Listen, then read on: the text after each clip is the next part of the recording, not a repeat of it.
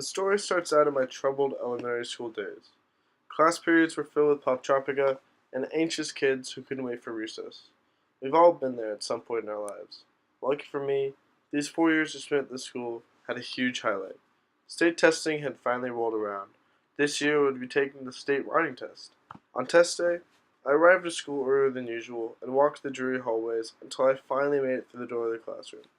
When the teacher finally arrived, the classroom had to endure 30 minutes of the teacher telling us pretty much not to cheat and what to do.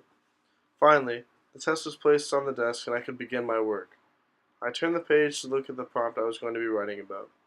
It stated, "Write about a time in your life when you overcame fear." This was a simple prompt, and it only took me a couple of minutes to decide what I wanted to write about. I was going to tell a story of how I overcame my fear of roller coasters and finally rode one. After about 2 hours, my masterpiece was finally complete. 4 pages, in the best handwriting I could manage, all about my journey with a roller coaster. I left the classroom with a smile on my face and went home. The results took a month to come in. The day before, my teacher emailed me if we could meet before class. I didn't know what about, and I was instantly very nervous. I walked into class 10 minutes early, and my stress was instantly relieved. The teacher had a smile from ear to ear.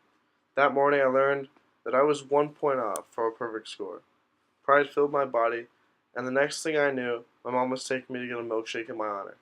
This wasn't the first time I had done well in school, but it was the first time I realized that writing was something I could pursue, all thanks to an elementary school state writing test.